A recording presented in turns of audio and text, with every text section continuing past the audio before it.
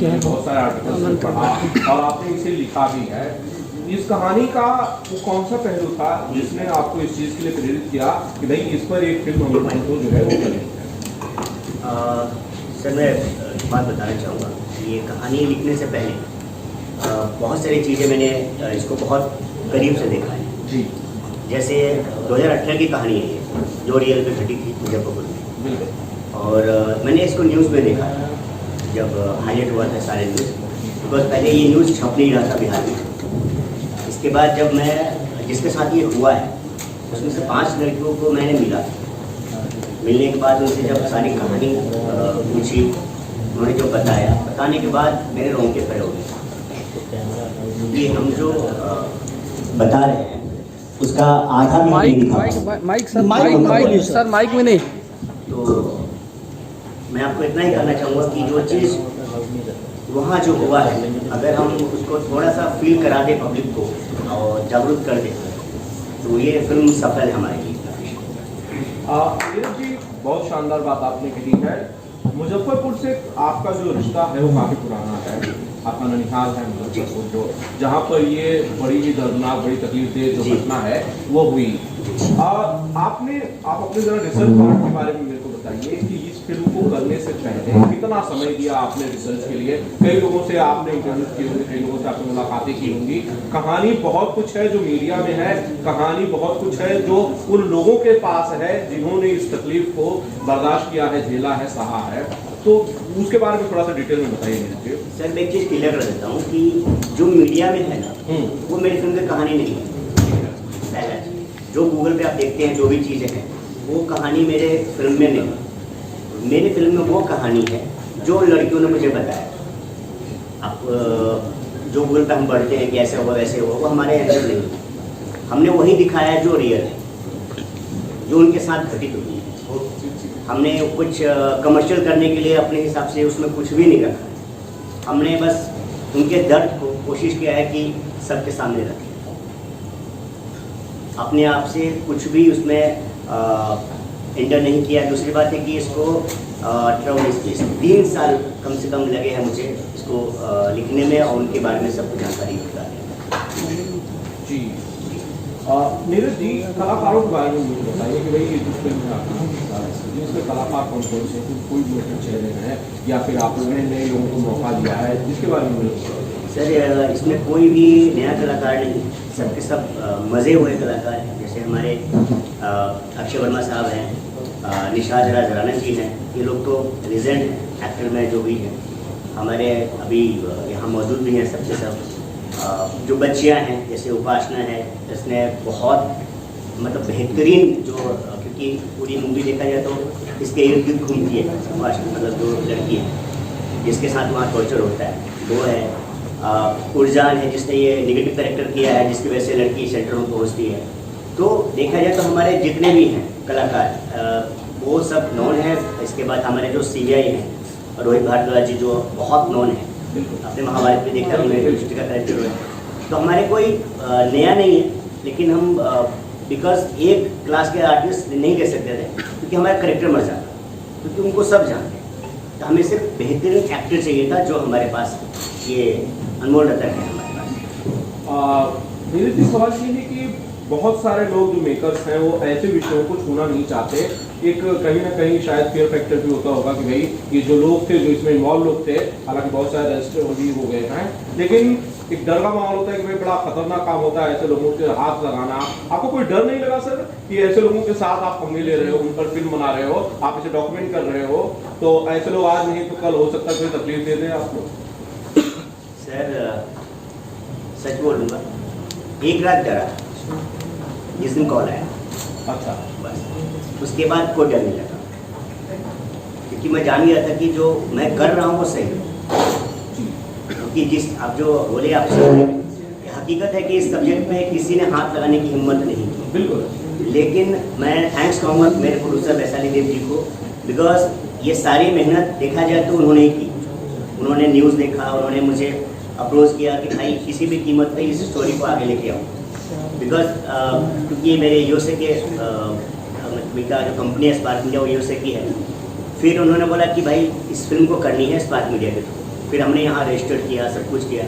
तो आज जो कुछ भी फिल्म अगर बन रही है बिकॉज ऑफ वैशाली दे जो उनके प्रोड्यूसर है नफीश है, तो मैं बस थैंक्स करना चाहूँगा इनको कि इन्होंने 7 समुंदर पार बैठे हुए मुझे प्रोत्साहित किया कि इसको लिखो, और कहीं मुड़ने की ज़रूरत नहीं है, मैं हूँ। और आज भी इन्होंने दिल खोल के मेरे साथ हमेशा खड़े हैं, डर किस बात का। मेरी शूटिंग कहाँ हुई है बताया, रियल लोकेशन पे की है आपने, यूपी में की है? सर इसका शूटिंग हुआ है यूपी, मुंबई, गुजरात और बिहार। कब तक इसको प्लान कर रहे हैं रिलीज का? सर रिलीज़ का प्लान तो हमारा देखा जाए तो इस मंथ ही था, लेकिन हमने IPL, आपको तो पता सर, IPL के चक्कर में बड़े बड़े पिक्चर पीछे हो जाती है, तो हमने सडनली फिर इसको आगे लेके गए। अब उस बीच हम देखेंगे कहाँ हमारा कुछ, ताकि इस पिक्चर को हर एक जगह पहुँचाना है। ऐसा नहीं कि बस टाइम पास के लिए रिलीज़ कर दिया और सेटेलाइट बेच के पैसे कमा लिया, हमारा वो नहीं है। क्योंकि स्पार्क मीडिया का सिंपल सा है कि फिल्म हम वही बनाएंगे जो समाज को कुछ फ़ायदा हो। तो काफ़ी गहरा इशू है, इसमें म्यूजिक का भी स्कोप है सर बिहार है और वहाँ म्यूजिक ना हो ऐसा हो नहीं सकता। तो जाहिर सी बात है जहाँ मंत्री लोग जुड़े होंगे वहाँ म्यूजिक तो होगा। तो हमारे एक आइटम्स होंगे जो गणेश आचार्य जी ने कोरियोग्राफ किया है, और ऋतु पांडे ने इसको गाया है, जो अच्छे बड़े सिंगर हैं। तो हमने ये पूरा इसको रखा है बिहार टच के। नीरज जी, आपकी वैशाली जी से सवाल है। जी। वैशाली मैडम, जरा आप अपने बारे में बताइए। आप 7 समुंदर पार रहती हैं, जैसा नीरज जी ने कहा, विदेश में रहती हैं और आप मुजफ्फरपुर की एक घटना पर फिल्म बनाती हैं। ये चीज़ जो लोग सुनेंगे इस चीज़ को, वो कैसे ये सब शुरू हुआ, जरा ये बताइए कि भाई आपने इस विषय को कैसे चुना और नीरज जी ने आपको कैसे कन्विंस किया कि इस विषय पर फिल्म बनानी है। जैसे कि नीरज जी ने कहा कि ये मीडिया में काफ़ी आई थी, तो हमने भी वहाँ बैठे बैठे इसके बारे में सुना, इसके बारे में देखा। और मेरी भी 2 बेटियाँ हैं, और ये एक दिल को छूने वाली बात हो गई ना कि हम क्या कर सकते हैं इसके लिए। जो बेटियाँ पेरेंट्स के पास आए, पेरेंट्स बच्चों के पास जाए, तो एक थोड़ा सा जनरेशन गैप जो हम लोग जस्ट बोलते रहते हैं ना, इतनी आसानी से बोल देते हैं भाई जनरेशन गैप है, क्या कर सकते हैं। लेकिन यही मैं कहना चाहूँगी, यही मेरा मोटिवेशन था कि जनरेशन गैप तो है, लेकिन कोशिश तो करनी पड़ेगी ना कहीं से कोशिश तो करनी पड़ेगी कि हम अपने बच्चों से बात करें, ताकि ऐसी घटनाएं उनके साथ नहीं घटे। बच्चे हमारे पास आ सकते हैं, वो डर के नहीं रहे कि हम हमारे माँ बाप के पास जाएंगे। तो जो है तो उन्होंने प्रॉमिस किया कि मैं कहानी लिखूँगा। इनका एक ही मुद्दा था कि भाई मुझे जो मैसेज देना है पेरेंट्स को कि एक्चुअली रहते हैं USA में जी, तो यहाँ के ज़्यादा जुड़े कल्चर से। तो इनका ये था कि मुझे कैसे मैसेज देना है कि जो आजकल के जो बच्चे हैं न्यू जनरेशन के, वो क्या होता है कि 14 से लेके 18 साल के बीच वो हमेशा चाहते हैं कि वो अलग रहे माँ बाप से। उनको लगता है उनको सब कुछ पता है ऐसा, और माँ बाप को लगता है कि यार इनको कुछ पता ही नहीं। उन दोनों में कम्युनिकेशन नहीं हो पाता है, जिस वजह से बच्चे कहीं और दोस्ती ढूंढ रहे होते हैं, माँ बाप कहीं और बिजी होते हैं। उस चक्कर में बच्चियाँ जो है वो सेंटर होम जैसे जगह पर फंस जाते हैं। इनका एक मोटिव था कि मुझे किसी भी कीमत पर एक मैसेज छोड़ना है कि माँ बाप जो है अपने बच्चों पर ध्यान दें। बच्चे जो है माँ बाप के ज़्यादा दोस्त बनाते हैं, कोई चीज़ छुपाई।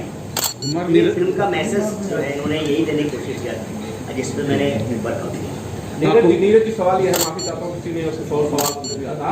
आपने कहा कि भाई आपको डर उस वक्त लगा जब एक कॉल आपको आया था, क्या आपको धमकी दी गई थी, रोका जा रहा था कि भाई आप फिल्म मत कीजिए नीरज जी, आपको कुछ किसी तरह का खतरा हो, कोई थ्रेट कॉल थी या क्या था उस कॉल में, ये जरा बताइए। पीछे से हट जाए यार सर, अभी आज पोस्टर लॉन्च है, क्यों फिल्म बैन कर रहा है तो मैं बिल्कुल बताऊंगा आपको। एक बार जब सेंसर रिलीज जब हो जाए ना, तो फिर हम पर्सनली बैठ के चाय पी के मैं आपको बताऊंगा। बट इस चीज को मेरे को बहुत अच्छी लगी सर कि इतने सारे मुश्किलों के बाद, तकलीफों के बाद आप ये फिल्म कर रहे हैं, मैं इसे अप्रिशिएट करता हूँ। दिलीप भाई, आपका सवाल है। कुमार नीरज जी, मेरा आपसे सवाल है, हमने तो अखबारों में सुना है, आपने कहा कि लड़कियों से आपने सुना, सर वो कौन सी घटना उन्होंने बताया जिससे आप रो पड़े या आपके रोटे खड़े हो गए? कोई घटना जिक्र करेंगे? 2-3 दिन भूख के रखा जाता है, और जाहिर सी बात है कहीं भेजने के लिए, अगर वो नहीं जाते थे ना, तो उनको लास्ट में बिहार में ना एक इंजेक्शन आता है, भैंस को लगाया जाता है दूध देने वाला, वो इंजेक्शन उनको लगाया जाता है, पूरा बॉडी पे सिगरेट उनको दागा जाता है। अब आप सोचिए, हम तो आप सुन के उनके ऊपर ये सब हुआ। जब मैंने उनका दिखाया जब उसने, तो लिटरली मैंने मतलब अजीब हो गया था उनको देख। ये तो कुछ भी नहीं है, बहुत सारी चीज़ें हैं, मतलब उनको ऐसे ऐसे मतलब टॉर्चर किया जाता था ना, नाखून खा लेते थे जो वहाँ की बॉर्डर थी ना, इतनी खतरनाक। अगर उनके आप नहीं मानोगे तो या तो आप मरोगे, एसिड तक डाल दिया जाता था। मैं यहाँ बोलना नहीं चाहूँगा, मीडिया है, उनके बॉडी पार्ट पे एसिड तक डालते थे, इतना खौफ। सर मेरा दूसरा सवाल इसी से रिलेटेड है, जो बालिका गृह होता है जहाँ लड़कियाँ होती हैं, जी। आपने तो सुना है ऐसी ऐसी घटना हुई है, जी। हमने सुना, हमने अखबारों में सुना। सर ऐसी घटना को रोकने के लिए क्या कुछ हो सकता है, अगर आप कुछ सुझाव आपका हो? सर इसको रोकने के लिए मैं, आप और सरकार जब तक एक नहीं होंगे कुछ नहीं होगा। बिकॉज क्या है, हम लोग सिर्फ जाके देख लेते हैं, या हम जो फंडिंग करते हैं जो एनजीओ, ठीक है ना, वो डायरेक्टली एनजीओ के पास जाते हैं, हम कहीं पूछते नहीं है एनजीओ से वो लगाते कहाँ हैं। सरकार जो फंडिंग करती है एनजीओ को, वो पूछती भी नहीं है कि कहाँ यूज़ हो रहा है। इसमें भी वही हुआ है, एनजीओ खोली, फंडिंग सरकार कर रहा था, टैक्स हमारा जा रहा था, लेकिन हमने कभी पूछा ही नहीं वहाँ होता क्या था। वो तो अगर बॉम्बे से टीम नहीं जाती बिहार में, तो इस चीज़ का आज उजागर नहीं होता। बिहार वाले के साथ बैठे, उनको कोई मतलब ही नहीं था। सर एक सवाल और मेरा, जो मैंने अखबारों में पढ़ा था, जी। इस कांड के अंदर एक राजनेता इन्वॉल्व था जो सत्ताधारी था, जी। क्या उसे भी आपने उसमें दिखाने की कोशिश की? बिल्कुल सर, मैंने कहा ना कि मैं रियल हूँ, बस आप समझ लीजिए कि नाम चेंज है, हकीकत सब कुछ। बिकॉज जैसे आप मीडिया वाले हैं, मेरे एक मित्र हैं मीडिया की, अभी बहुत बड़े पोस्ट पे हैं, तो जब मुझे धमकी आया तो मैंने उसको कॉल किया था, तो उसने कहा कि वो सब छोड़ दो, बस इतना प्रॉमिस करो कि मजाक नहीं करना इस फिल्म के साथ। बिकॉज उसमें इतना इन्वॉल्व थी उसमें, उसको पीटा गया था उस लड़की को, आप समझ लीजिए कितना वो है। तो जाहिर सी बात है, हम इस पिक्चर को वैसे नहीं लेके जा रहे, हम पूरा प्रॉपर रियल ही रख रहे हैं, बस थोड़ा सा नाम अलग है। बिकॉज आपको पता ही है कि क्या होना है, जैसा तो सरकार बची हुई है, पिक्चर रिलीज करनी, तो थोड़ा सा है, लेकिन पब्लिक सब जाना है। तो सेंसर में कितनी बार रिजेक्ट हुई है? 2-3 बार। नीरज जी, नाम को लेकर मेरे को सवाल सर मैं एक नाम चीज़ कहना चाहूँगा जी, सर, प्लीज। कि हमारे ये सबसे इम्पोर्टेंट जो आज के पिक्चर में है, वो है हमारे सर। अगर ये नहीं होते तो बाकी पिक्चर कंप्लीट नहीं हो पाए। सीधे बता रहा हूँ, क्योंकि इनका जो विजन था ना, क्योंकि मैं तो बस उनके साथ बैठता था नरेशन के लिए, सब कुछ के लिए, तो ये ऐसे है कि मुझे समझाते थे कि नरेशन ऐसे होता है, कि वो गार्जियन है मेरा। तो प्लीज़ मैं इतना कहना चाहूँगा कि जो कुछ बड़ा बहुत है, ज़्यादा ये बताएंगे, क्योंकि विजुअली ये ज़्यादा जानते हैं। बिल्कुल। नजीम खान साहब, आप तो कैमरे के पीछे थे, आपने सबसे नज़दीक से इन चीज़ों को देखा जब शूट कर रहे थे आप लोग, तो किस्सा बताना चाहते हैं शूट से रिलेटेड, या जो बड़ा भावुक पल रहा हो आपके लिए, यादगार रहा हो इस फिल्म से, नफीसा से जुड़ा हुआ? सर बेसिकली ये तो क्राइम थ्रिलर है, और क्राइम थ्रिलर जब डीओपी के पास आती है तो वो अपने हिसाब से कई चीज़ें एग्जैजरेट करके शूट करते हैं। इस स्टोरी को इन्होंने हॉर्सेस के माउथ से सुना है, एकदम जेन्युइन जो होना चाहिए मैंने वैसे ही शूट किया। I have not exaggerated any portion, even in lighting, even in taking, we have maintained that. मेरा जी, आपने अभी कहा कि सेंसर में 3 बार रिजेक्ट हो गई, क्या दिक्कतें हुई उसमें? कोई सीन को लेकर? हाँ, वो सीन इस तरह के टॉर्चर, आपको पता है सर, ब्लडिंग ज़्यादा नहीं दिखा सकते, टॉर्चर ज़्यादा नहीं दिखा सकते, क्योंकि उनके तो लड़कियाँ इम्पोर्टेंट है ना। आजकल तो सेंसर बहुत ज़्यादा हो गया है, आप सारा बोल दोगे तो काट देते हैं, तो उस चीज़ के लिए क्रिएटिव लिबर्टी के नाम पर मेकर्स अपनी तरफ से बहुत सारी चीज़ें मेरे भी आजकल ऐड कर देते हैं, आप फिल्म को थोड़ा सा कमर्शियली ज़्यादा कामयाब बनाने के लिए, या फिर थोड़ा मैं ये कहूँ कि कलरफुल करने के लिए, बाकी चीज़ों को ऐड करने के लिए। कुमार नीरज ने इस फिल्म में क्या कोई क्रिएटिव लिबर्टी ली और ली है तो कितनी? सर इतना ही कहूँगा कि कुछ भी नहीं ली है, क्योंकि यहाँ तक कि हमने तो रियल रखा है, जो मेरे आर्टिस्ट है उसको मेकअप तक नहीं किया है। जी हमारा मेरी जो मेन बच्ची है, मैंने रियल रखने के लिए उसको मेकअप तक नहीं किया, ठीक है। और जिसको भी मतलब यहाँ तक कि मैंने सब कुछ रियल ही रखा है, कोई सजावट नहीं किया है। आर्ट में भी देखेंगे तो वैसे ही जैसे बिहार में होता है ना, बिखरा हुआ सामान, हमने वही रखा। खूबसूरती नहीं दिखाई कि भाई हम सजा देते हैं, लाइटिंग ये कर देते हैं, वो कर देते हैं, नहीं।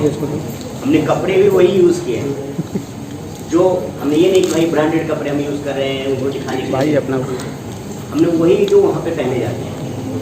तो कहीं पे भी हमने कोई अपने हिसाब से वो नहीं लिया, जो रियल चीज़ था हमने वही करा है। जी सिमरन कौशिक जी, आप जरा बताइए अपने अपने हिस्से की कहानी जो है तो आप सुनाइए जरा। मेरे हिस्से की कहानी कुछ ऐसी है। मैं नीरज जी को ऑफिस में पहली बार मिलने आई थी। उसको आप किस तरह दिखाओगे? बीइंग अ फीमेल, मैं खुद अगर उस पोजीशन पे अपने आप को रखूं तो शायद मैं उस चीज़ के बारे में बात भी नहीं कर सकती। बट उस चीज़ को इन्होंने उस लेवल पे जाके दिखाने की कोशिश करी है कि जो भी इस मूवी को देखेगा वो एक बार तो सोचेगा कि यार मेरे साथ होता तो मैं क्या करता, या अगर हमारे साथ हुआ होता, वो एक सिगरेट का बट अगर हमारे शरीर पे कहीं लगता तो उसका दर्द कितना होता है वो महसूस होगा इस मूवी के साथ। तो ये मूवी उस लेवल पे जाके आपको छूने वाली है। नीरज जी, कुमार नीरज जी, इस फिल्म का आपने वर्चुअल पोस्टर से लॉन्च किया है, तो इसका ट्रेलर हम कब तक देख पाएंगे? इसके बारे में टीजर हम इसी मंथ रिलीज कर रहे हैं 1 वीक के अंदर। और मैं एक बात बताना चाहूँगा कि इसमें एक आर्टिस्ट है मनीषा ठाकुर, हमने एक सीन शूट किया था उनके साथ, और जो मैं सोचा नहीं मतलब कि भाई ये वो जलने वाले का पूरा सीन था, उनको शूट कर रहे थे हम लोग, पूरा हाथ जलाने का सब कुछ था। करीब 8 घंटे वो पूरा सीन चला था। वो लड़की रूम से बाहर तक नहीं आई, करेक्टर मतलब छोड़ ही नहीं थी कि मैं बाहर मतलब मुझे छूट जाएगा करके, वही के वही थे। और जो हमारे जो आर्टिस्ट थे, हमारे बहुत प्यारे आर्टिस्ट थे, वो मतलब एक्टर तो अपना क्या नाम है उनका, अक्षय नहीं नाम, अक्षय वर्मा जी, वो साथ में थे। और दोनों ऐसे थे कि अब पूछिए मत, वो पूरा रियल वो क्या है हमारे पास फुटेज जो आप शूट कर रहे थे, वहाँ पे सबके सब वही दर्द महसूस कर रहे थे जो लड़की कर रही है। अब टीजर में वही चीज़ आप देखेंगे, हमने स्पेशली वही डाला ताकि फील तो हो कम से कम। मैं बहुत शुक्रिया हूँ जो आर्टिस्ट हमारे, उन्होंने बहुत कुछ किया है अपने करेक्टर से, मतलब सब कुछ क्लियर हो गया भाई, कोई टेंशन नहीं।